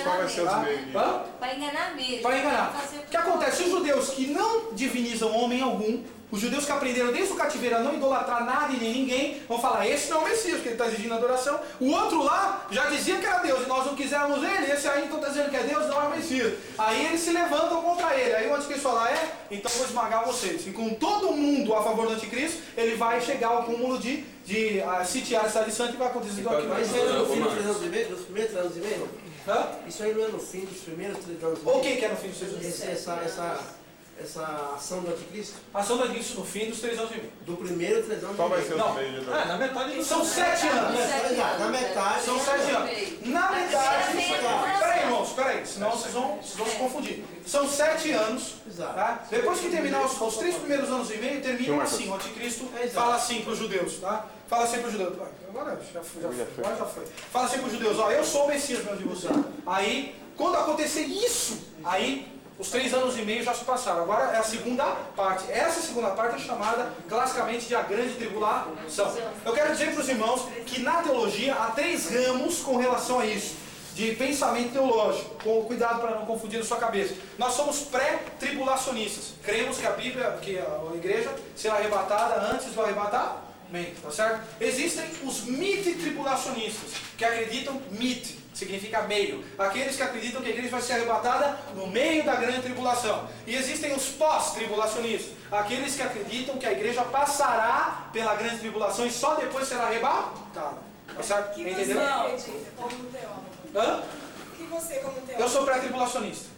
Por isso estou coerente então com a igreja que congrega. Se fosse diferente, eu seria obrigado a chamar. Segundo Apocalipse, capítulo 11, que diz assim, que esses 2 que virão, fala assim, que eles assistem diante de Deus.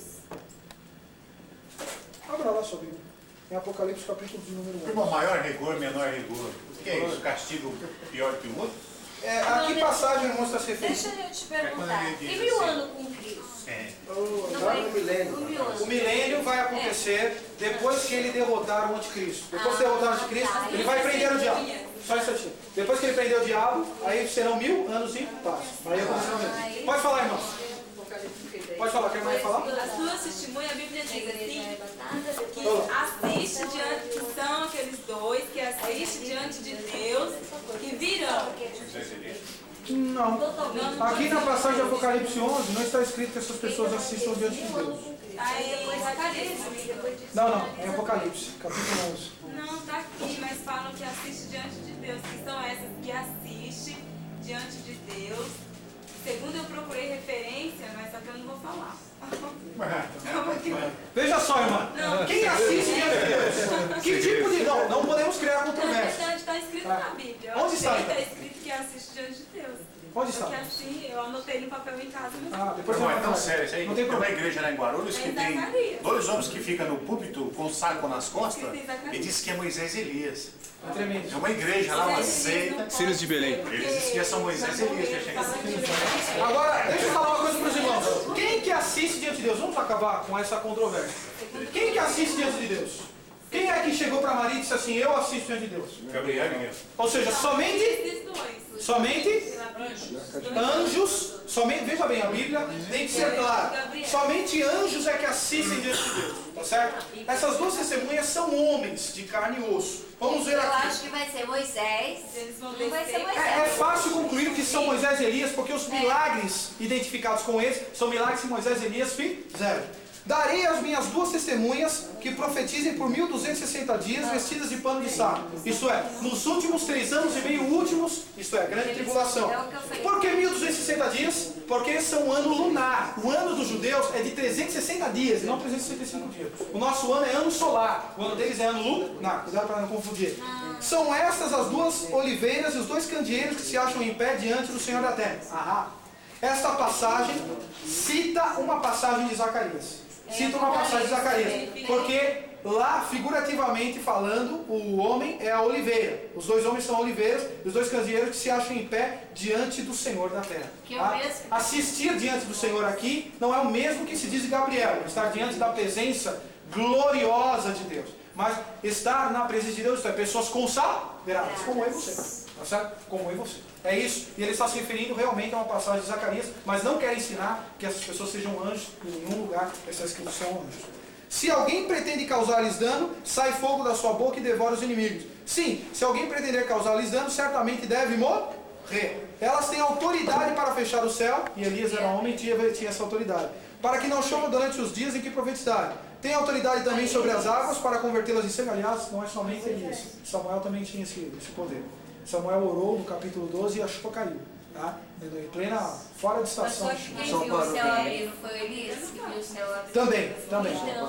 Tanto um poder quanto o outro é um poder fantástico, né? Mas é claro, essas coisas não associadas. Tem autoridade também sobre as águas para convertê-las em sangue, bem como para ferir a terra em toda sorte de flagelos, quantas quiserem. Quando tiverem então concluído o testemunho que devem dar, a besta que surge do abismo, que tem a besta que surge do mar, ou do abismo. Exatamente. A besta que surge do abismo é o falso profeta. E a besta que surge do mar é o anticristo. A besta, que é o anticristo, vai exercer autoridade política. A besta, que é o falso profeta, exercerá autoridade religiosa. O anticristo... surge do mar, não quer dizer isso. Boa pergunta. Mar é uma metáfora para multidões. Tá? Multidões. Toda vez que o Apocalipse se refere a mar, em 70% das vezes, está se referindo a multidões de pessoas. Algumas pessoas já pegaram o nome do Papa e transformaram em número. Já vi. Falando-se 666. Já vi. Pegaram o título, não o nome, Carol Wojtyla. Não é Carol Wojtyla. E sim, é o Vigário de Deus da Terra em latim, cujo valor numérico dá 666. É claro que o anticristo, é claro que o Papa não deve ser e não é a besta ou o falso profeta, mas está associado aos desígnios dele. Isto é, está trabalhando para o mal.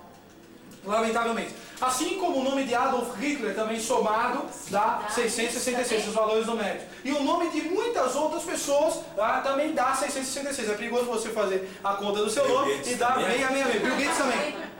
Bill Gates também. Ele chama-se William, muito obrigado por ter me lembrado disso. William, não sei o que, Gates III, também somando dá 666. Então, isso quer dizer que todas essas pessoas estão associadas ao plantel. Sim, até aqui eu penso isso. Mas amanhã eu posso mudar. Por que amanhã eu posso mudar? Eu vou falar pra você, agora eu vou explicar pra você por quê. Porque valor, pera só um pouquinho. Primeiro porque eu não sou Deus. Tá? Em segundo, mas não é por causa disso. Não estou querendo dar insegurança para os irmãos. Eu estou dizendo o seguinte, é que nós estudamos letras, tá certo?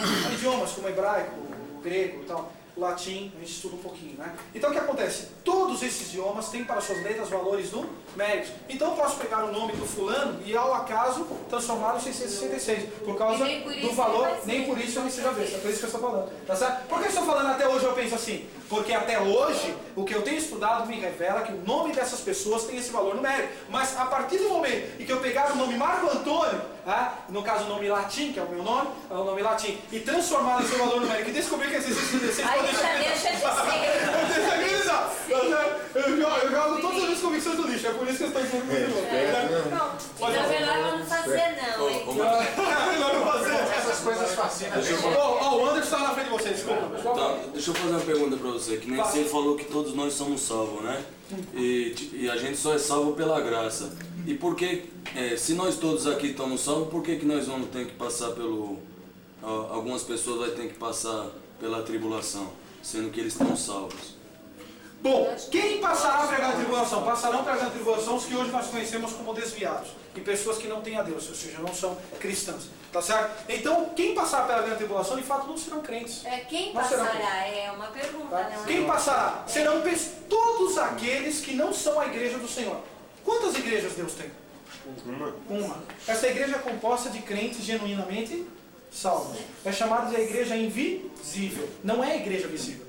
A Assembleia de Deus tem cerca de 15 milhões, se não me falha a memória, cerca de 15 milhões de crentes aqui no território nacional. Tá certo? Eu posso dizer que esses 15 milhões são efetivamente salvos? Ou seja, melhor, que são ainda melhor, eu quero falar ainda melhor, não vou corrigir, vou apenas suplementar. Eu posso dizer que 15 milhões pelo menos serão arrebatados no dia do arrebatamento? Não. Então essa igreja vive... Se não é pela nossas atitudes, é pela graça, por que eles não? Porque existem pessoas que pela desobediência rejeitam a graça. A partir do momento que quando você desobedece, existem duas coisas graves. Primeiro, você está pecando contra a vontade de Deus, isso é grave, tá certo? Em segundo lugar, você está voluntariamente rejeitando a graça de Deus. Por quê? A graça de Deus, ela dá o seguinte poder. Abra lá em Romanos 6:14 para você ver.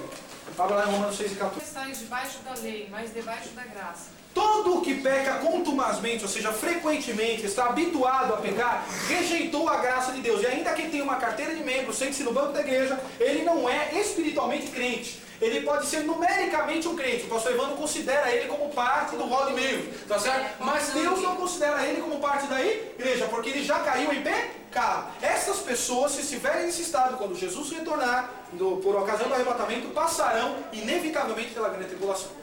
Entendeu? Isso ainda é para dar aquela chance, né? Mas uma chance que eu particularmente eu quero. Eu particularmente quero uma. Mas é melhor que isso perder total, irmão. Porque o mesmo Senhor está no céu, pode ter esse pensamento. Não, mas não é. Pode pensar. Não, a gente não vai querer, lógico. Simão da igreja de Deus e amor, sangue de Jesus sem poder. Mas não, vamos deixar a terra aqui para os de Jeová. Que o mesmo Eles Senhor vão ficar com tudo aí. descerá do céu com trombeira, com alarido. Alarido é barulho. Alarido é barulho. Sinônimo de barulho. Mas nem todos vão ouvir, só os salvos. Exatamente. E é no espírito. Exatamente. Tá? Não é audível, carnalmente falando, porque senão todo mundo ouviria.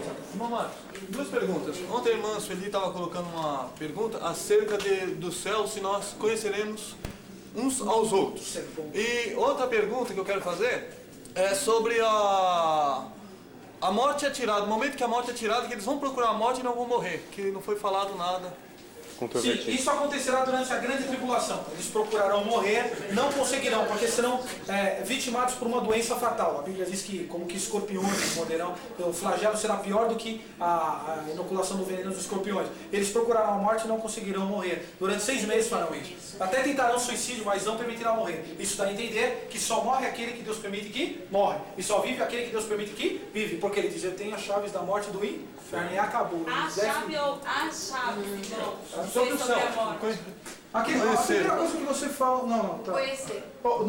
Conhecer, vamos lá, a gente não pode esquecer isso aí. Eu escrevi uma apostila que fala sobre isso. Eu tenho dúvidas a respeito disso. Essa apostila foi arrebatada, né, Marcos? Hein, Marcos? Essa apostila foi arrebatada.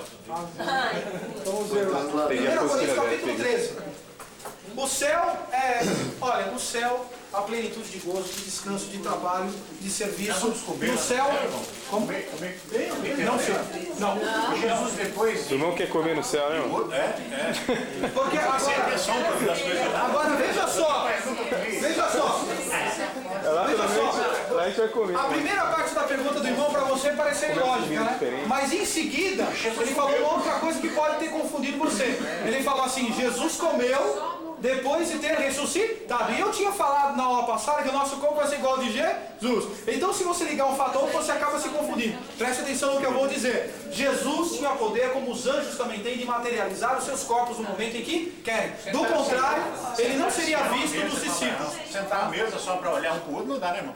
Sentar-se à mesa. Agora, esse banquete não será literal, irmão. Sentaremos à mesa com Abraão, fala do convívio de todos os crentes de todas as épocas. Não é literal, é figurativo. Não dá, que não... E nem alguém diz assim, sentar numa mesa de reunião não dá certo no céu.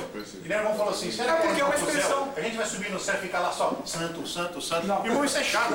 Isaías viu um coro, ele viu um coro. Ele viu um coro de Isaías.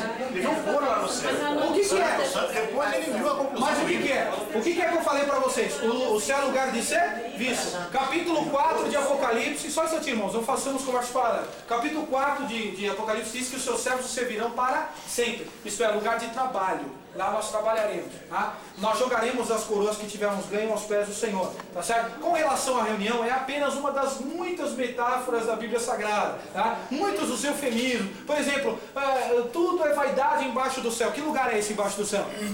Vamos falar então de metáfora, até coroa é metáfora. Não está andando de coroa lá, sendo que ele é o rei. Exatamente. Os 24 anciãos depositavam. Exatamente. Os 24 anciãos são símbolo da igreja, irmão. São símbolo. Essa parte que estuda o Apocalipse chama-se tipologia.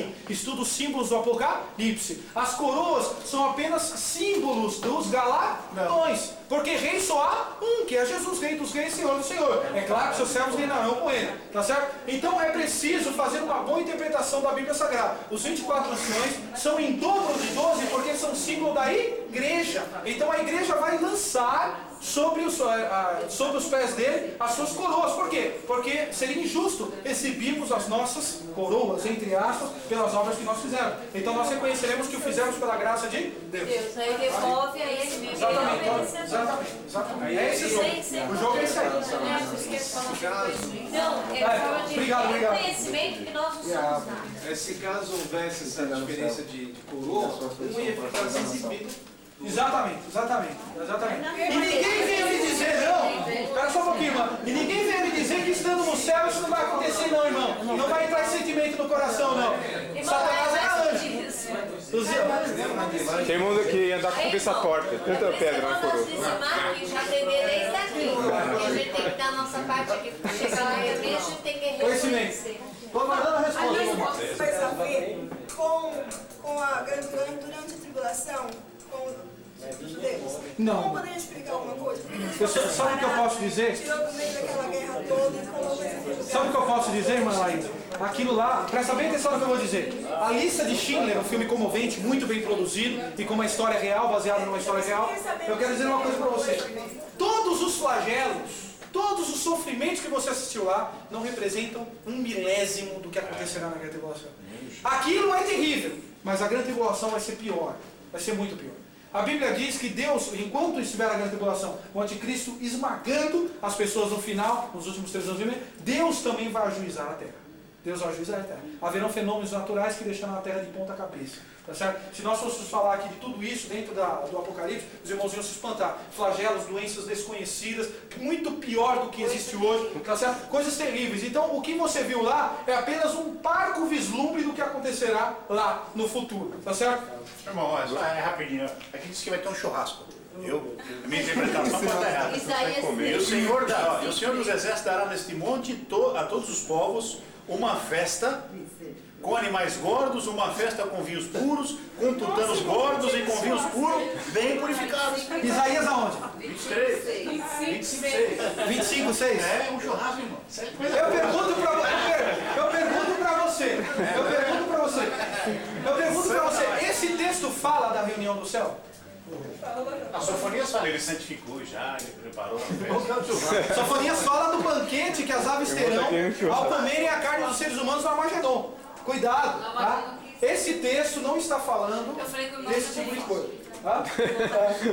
Para você identificar, você quer saber qual que é o texto que fala da glória da igreja, por exemplo, em Isaías, capítulo 54. Você gostou das premissas, irmão, da terra? Agora me dá uma parte aqui para eu esclarecer o que a irmã está querendo. A irmã Sueli aqui. Ó, 10:05 no máximo aí, tá? Ó, viu, Marcos? Infelizmente. Será que vai poder levar esse pé? Se nós vamos conhecer todo 1 mundo. Coríntios 13. É o amor. É o amor. Exatamente. É o amor. Fala a língua do Deus. No versículo 12, 13 e 12. Eu quero que vocês aprendam uma coisa. Um versículo, para um pesquisador, um estudioso, ele é um poço sem fundo. Tá certo? 13 e 12. Porque agora vemos como em espelho, obscuramente. Então veremos face a face. Está falando de você ver a Deus. Teologicamente falando, a expressão visão beatífica. É quando nós veremos a Jesus, né? Então, obscuramente, então, veremos face a face. Agora conheço em parte. Então conhecerei como também sou conhecido. Agora eu conheço tudo em parte. Porque o apóstolo Paulo quer falar, tudo quanto eu conheço tudo em parte. Pergunta, há algum ser humano que conhece todas as coisas? Então tudo quanto se conhece em parte. Naquele momento eu conhecerei como sou conhecido. Por quem você é conhecido? E de que forma você é conhecido? Veja lá no capítulo 4, verso 13 de Hebreus. Só estou começando. 4, 13 de Hebreus. Depois você vai abrir lá no capítulo 16 do livro de Lucas para nós concluirmos. Não há criatura alguma encoberta diante dele. Antes todas as coisas estão nuas e patentes aos olhos daquele com quem temos de tratar. Você está entendendo? Você é conhecido assim por Deus, não é? Não é o que está escrito aí? Então naquele dia eu conhecerei como sou conhecido. Pode colocar entre parênteses, por Deus. Então, eu praticamente usufruirei, não é onisciência, tá? Por favor, não vai dizer que você vai ser onisciente como Deus quando chegar lá. Então você vai virar mormon, porque os mormons acreditam que serão deuses, tá certo? Não é isso. Eu estou querendo dizer para você que nós teremos um conhecimento muito superior ao que nós temos agora, e no meu pensar, entre parênteses, teremos um conhecimento semelhante ao dos anjos, que é muito superior ao dos homens, todavia menor do que o de Deus. Agora, e para provar isso, irmão? E para provar isso? Vamos ver lá em Lucas capítulo 16. Vamos provar na prática. Agora é pragmático, né? Trazidos ao lume agora. Capítulo 16 do livro, ou seja, do Evangelho segundo São Lucas. Olha, no versículo 19. Eu quero dizer uma coisa para você em primeiro lugar. Isso aqui, capítulo 16, verso 19, qual que é o assunto? Qual que é o assunto? Como é que é?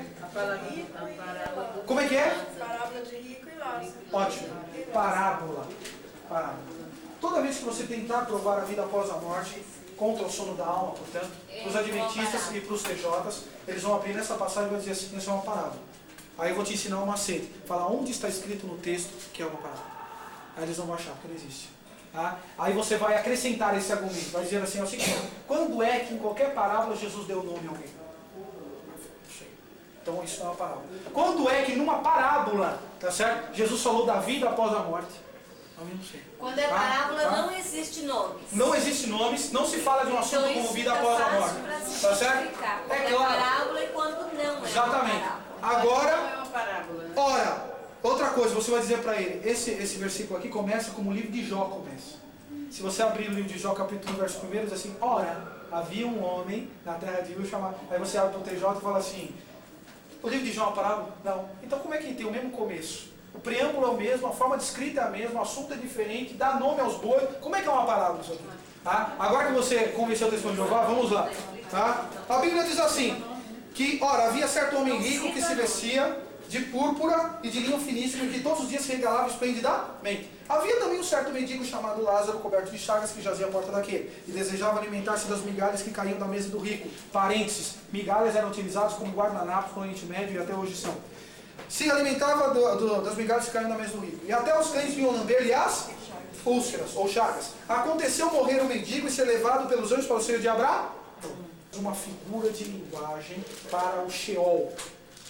A parte de cima do Sheol era habitada por santos. E a parte de baixo do Sheol era habitada por réprobos, por pessoas que não andavam segundo a vontade de Deus. Até que veio Jesus. Por isso que no capítulo 3, verso 13 de João, diz assim, ninguém subiu ao céu, não sei o que desceu do céu, o Filho do Homem que está no céu. Porque quando ele veio, ele inaugurou o céu. Depois que ele morreu, ele desceu até as partes mais baixas da terra, levou o cativo, o cativeiro, isto é, até o Sheol, a parte de cima do Sheol, tá certo? Pegou aquele Abraão e todas as pessoas que eram justas e levou para o terceiro céu, inaugurando o paraíso. É isso. Vamos lá. Mas quando ele transladou Enoque, ele levou para onde? Transladar que se entende? Para o Sheol. Todo mundo ia. Todo mundo ia para o Sheol. O que eu quero dizer para você, eu quero que você entenda o seguinte. Segundo essa passagem, o Sheol era dividido em duas. A parte de cima ficava para o justo. Tanto é que Abraão aparece lá. Onde aparece Abraão na parábola? E o mendigo aparece, e o Lázaro, ou melhor, o rico aparece aonde? Embaixo. Tá? Então, irmãos, exatamente, existe um abismo, que é um espaço entre um e outro, só um instantinho. E não, eles podiam até se comunicar, ouvir um ao outro. Tá? Agora eu quero dizer para você o seguinte, como você tira dessa passagem a certeza de que nós vamos conhecer um ao outro? Primeiro, Lázaro conheceu o rico. O rico conheceu Lázaro. O rico conheceu, reconheceu e chamou Abraão pelo nome. Abraão conheceu o rico e não viveu na época dele, senão milhares de anos antes, tá certo? E não somente isso, conhecia detalhes da vida do rico. Fala, lembra-te que na tua vida só gozaste de bens e Lázaro somente males. Olha só o tipo de conhecimento que nós teremos no céu.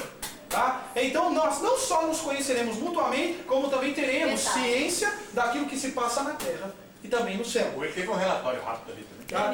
Você percebe? Nessa parte aí, o inferno ainda não habita ninguém, né? Só Não. naquele grande dia. Errado. Agora, nesse momento, nós estamos falando aqui, há milhares, milhões de pessoas sofrendo no inferno. Tá certo? O que não existe ainda é o lago de fogo. Tá certo? O lago de fogo será inaugurado pelo anticristo e o falso profeta. Quando eles forem capturados durante o Armagedon, serão as primeiras pessoas a serem lançadas lá, que é a segunda morte. É aqueles vermelhos ali, ó, o lago de fogo. O inferno seria do lado esquerdo. Estão falando do papel que o irmão colocou ali. Tá vendo aqui? O foguinho é o foguinho. Então, o inferno vai ser lançado também. Também, exatamente. Então já tem gente, os ímpios. Com certeza, todos que morrem, todos os perversos que morrem vão para o inferno. Mas por que diz que vai ter maior rigor e menor rigor? Pode isso? Não, onde está escrito isso? Assim, por exemplo, quando eles iam lá evangelizar, eles diziam assim, ó, saia da cidade, sacode o povo. Sodoma e Gomorra vai ter menor rigor. Eu gosto que você fale as passagens para poder fazer a interpretação, porque sem contexto eu corro risco de fazer uma interpretação errada, isolada, tá certo? Então, quando ele fala haverá maior rigor ou menor rigor, fala do juízo que haverá contra essas cidades, tá certo? Este rigor não diz respeito à escala de pecado, escala de gravidade do pecado, e sim ao grau de ao grau de conhecimento que cada um tem do pecado. Se eu roubar e não souber que é pecado roubar, só um instantinho, irmão, por favor, não disperse a atenção. Se eu roubar e não souber que é pecado roubar, ainda assim eu serei culpado por roubar, porque é pecado, porque Deus considera pecado. Mas não serei punido como aquele que tem a ciência de que aquilo é roubar. É claro que é impossível que o ser humano não saiba o que significa roubar. Tá certo? Mas estou só para exemplificar para você. Então não pode haver um rigor igual para mim e para o cabra. Porque o grau de consciência é diferente. Tudo diante de Deus varia segundo o grau de consciência. Com conhecimento e prática, há direito ao céu. Lugar no céu. Tá certo? Sem conhecimento eu digo teológico. Não é sem conhecimento do nome de Jesus, não. Sem conhecimento. Tem outra coisa, né? Isso, eu falei que o texto é tão histórico quanto o livro de Jó, porque o seu preâmbulo é idêntico ao do livro de Jó. O preâmbulo é introdução. Né? Ora, havia um homem na terra de Luz, tal, aqui também. Ora, havia um homem. Não. Jesus afirma, havia um homem. Não é, eu estou aí. Não, havia um homem. Pode falar. Irmão, é verdade que Deus fala com que nem Gugu Dadá, é verdade? Porque o nosso entendimento, nosso querer é muito pequeno, então as palavras são assim, é isso mesmo? Como se fosse um pai falando com o filho. Para eles assim, né? Para ele seria o Gugu Dadá da linguagem dele, né? Seria o Gugu Dadá da linguagem dele. Mais uma pergunta? 3 minutos para perguntas aí. Não, quando Jesus estava lá na transfiguração, apareceu Moisés e Elias. Só instantes, irmãos. Todo mundo ouviu a sua pergunta quando você fez. Agora eu ouço a pergunta da irmã. Quando Jesus estava lá e se transfigurou diante dos discípulos, apareceu Moisés e Elias. Naquele momento, eles vieram então do Sheol, e como os discípulos, conheceram que era Moisés e Elias? Bem, duas perguntas boas, e tem duas respostas boas.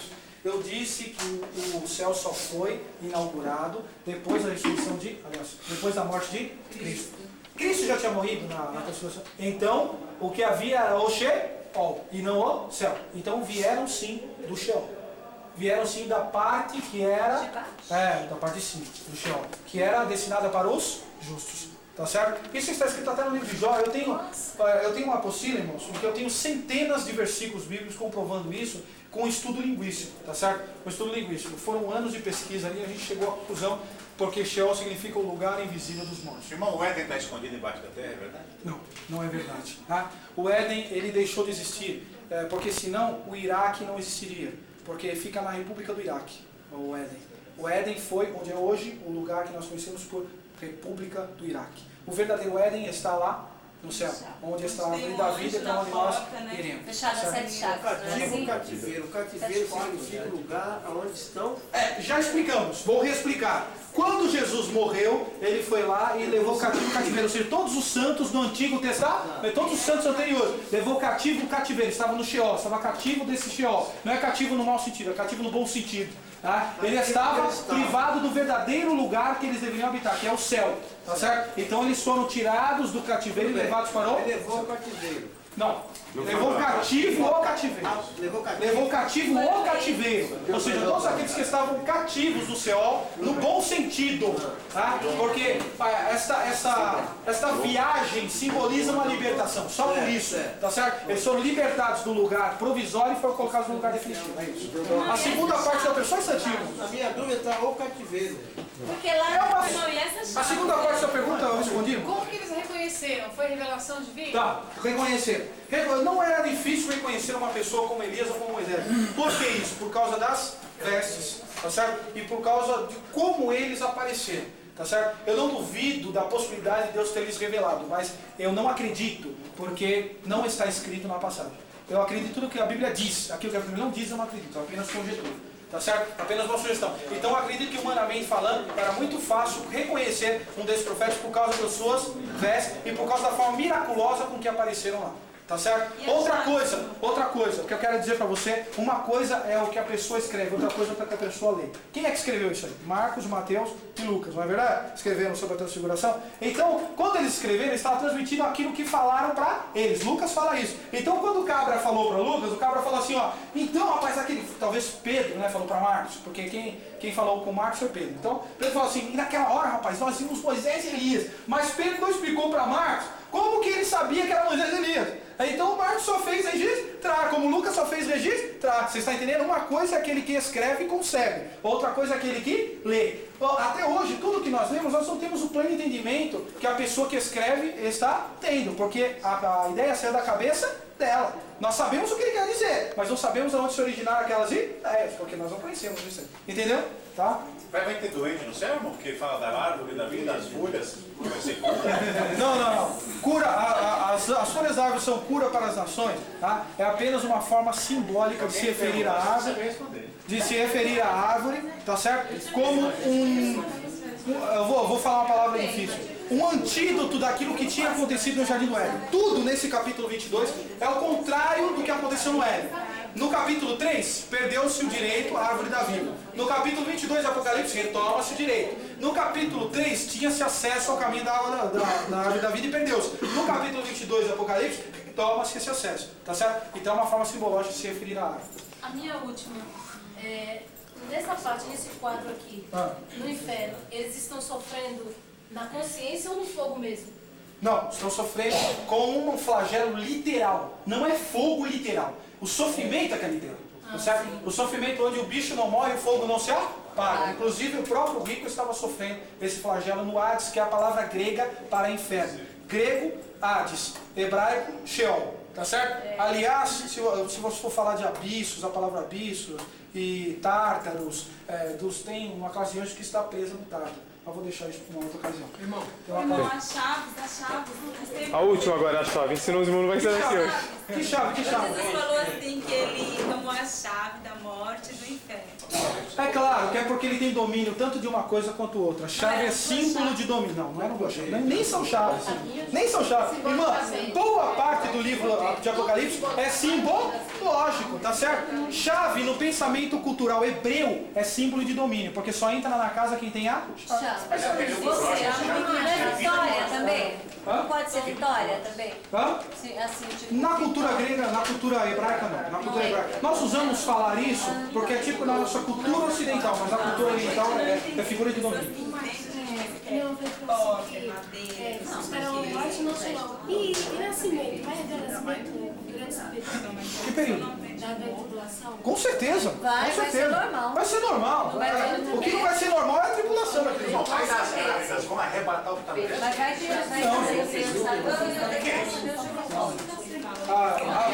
As gradas vão arrebatar o que está no ventre. Será que você está se referindo ao capítulo 12 de Apocalipse? Não, ele diz assim, não, na grande tribulação, Marcos, Lucas, João, Ai daquelas que estão grávidas. Ai daquelas que estão grávidas. Ah, tá bom, tô entendendo outra coisa. Então sempre se refira à passagem para eu poder identificar, tá certo? Ai daquelas que estarão grávidas, isto é, porque sofrerão tanto que correrão risco de um aborto. E ele está falando sobre os dias da tribulação. Tá? E esse que é o momento, então, já que... Também, sofrerão. Começa lá e depois está amamentando. Uma passagem. Vocês não querem ir embora, não. Querem ir embora. Bom, eu também não quero, passou. Uma passagem que prova claramente que o inferno é debaixo da terra. Irmão, nós já vamos orar. Vamos orar. Vamos ficar em pé, que os irmãos estão ouvindo o que é. Veja bem, irmãos, deixa eu só falar uma coisa assim, só para antes de nós orarmos. Segunda-feira é a última aula. Tá? Lição 6. Agora, no caso, se o Marcos aceitar, terça-feira a gente pode ter uma aula sobre confissão positiva aí. E se os irmãos quiserem, né, Marcos? Sobre o quê? Se eles quiserem. Sobre teologia da prosperidade. Certo? A outra turma não teve, tá? Mas eu sinto que está muito, muito problemático isso aí. Então, se vocês quiserem, a gente pode ter na terça-feira aí a aula sobre instruções. Eu quero esclarecer uma coisa. A atitude de estender a aula não é uma atitude que parte de mim. Tá? Então, eu não estou prejudicando voluntariamente os irmãos. Pelo contrário, estou tentando atender a todas as dúvidas que há, tá certo? Então, nesse atender, o tempo corre. Eu não tenho culpa, tá certo? Não sai daqui com bronca do irmão Marcos por causa disso aí. Eu tinha nem dormiu da janela ainda. É verdade. Vamos orar. Vamos orar. Vocês só anotam a gente. Vamos orar, irmão, vamos orar. Querido Deus e eterno Pai, nós te louvamos por esta aula